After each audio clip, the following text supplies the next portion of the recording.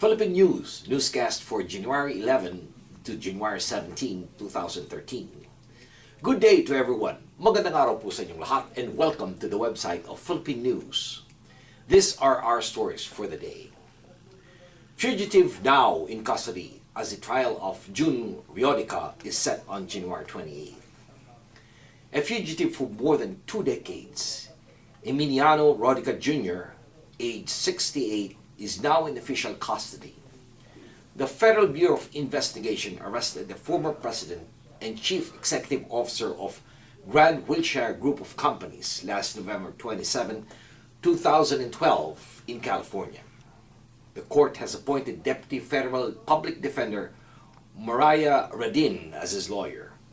Trial is set for January 28th. The FBI had sought information from the public in finding Veronica Jr. for multi-million-dollar criminal fraud involving 9 lending institutions.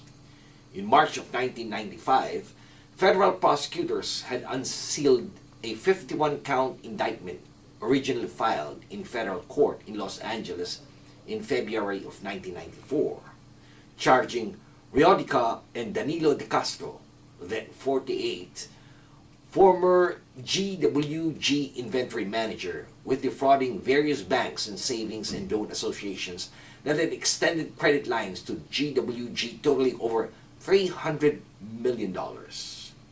The defendants were also charged with fleeing the bank from California to New York from $70 million to as much as $120 million. If convicted, according to Assistant U.S. Attorney Ronnie McLaren, who was prosecuting the case, Veronica faces a maximum penalty of 144 years of imprisonment and fines of $12,700,000. Both Veronica and De Castro disappeared since an investigation into their business practices began in July of 1988. Authorities believe that they had to flee to the Philippines and warrants for their arrest were issued. Secondly, the Philippine Justice files estafa case versus 10 Aman future executives. The Department of Justice filed a syndicated estafa case last January 10 against 10 incorporators and employees of the controversial Aman Futures Group Philippines Incorporated, including owner Manuel Amalillo, who was last spotted in Malaysia. The Special Department of Justice panel determined that Aman Futures was organized for the purpose of engaging in ordinary trading, but did not possess the authority to engage in commodity future trading, management of funds, or investment of any kind. Then it solicited and received funds for such purposes. The Department of Justice said Aman Futures used false pretenses and fraudulent representation to lure victims into investing money and causing damage to the complaints amounting to 46 million pesos.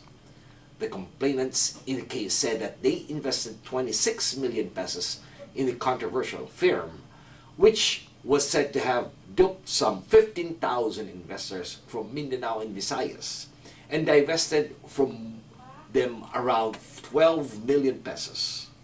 Its promise to its would-be depositors was that their money would be either doubled after 21 days or tripled after 30 days. At first, the investors received promised cash, but the company later started issuing 50-day post-dated checks that bounced for lack of funds. According to the Department of Justice, Aman Futures is accused of defrauding investors through a so-called Ponzi scheme, in which the firm misrepresents itself as a company engaged in futures trading and lures investors by offering them between 20 to 80% within 8 to 20 days. Thirdly, well, who's afraid of Gwen Garcia? A lady of conviction and the First Lady Governor of Cebu. Duly elected Gwen Garcia remains firm inside her fortress, the capital of Cebu province. She has been holed up in the government office for almost 2 weeks now. after she received the Department of Interior and Local Government suspension order last December 19, posted in the Capitol's door, and left in her office the day before. To Malacanang, it is upholding the rule of law, while for the petite lady governor, it is an illegal move that denotes the Liberal Party's intention to regain control over the city's Cebu, the second biggest vote-rich province in the Philippines. Garcia belongs to the United Nationalist Alliance Party, together with its big guns as Vice President Binay, former President Joseph Estrada, and Senate President Enrile. 2 days before Christmas, this power trio showed their support for Garcia, and ever since her suspension, people have been coming in and out of her office, sending food and gifts daily, which serves as her daily sustenance as she remains locked in the capital. After the suspension order was issued last December 18th, the DILG regional office appointed Vice Governor Agnes Magpale to be acting governor, and the two lady governors have been in a constant word war over the governance of Cebu. The acting governor said she was distracted by the presence of her former ally Garcia, and that she is only trying to do what is legal and good for the province of Cebu.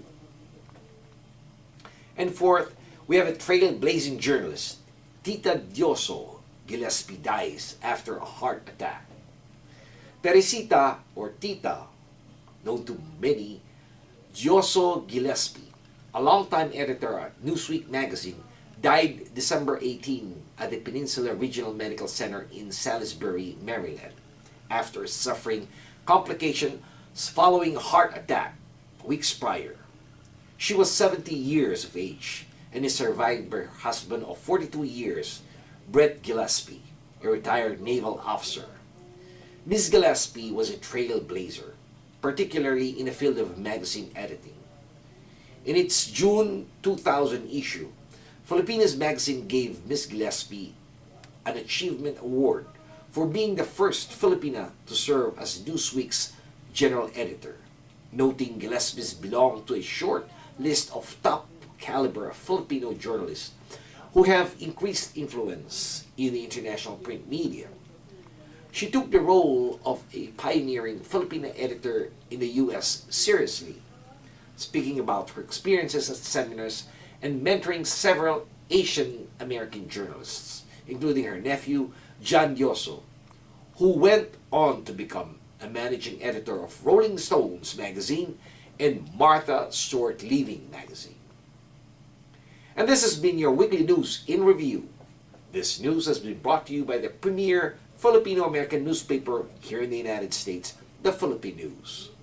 On behalf of the management and staff of Philippine News, this is David Rodriguez signing off and thanking everyone for listening. Maraming salamat po. Have a wonderful week and mabuhay po sa inyong lahat.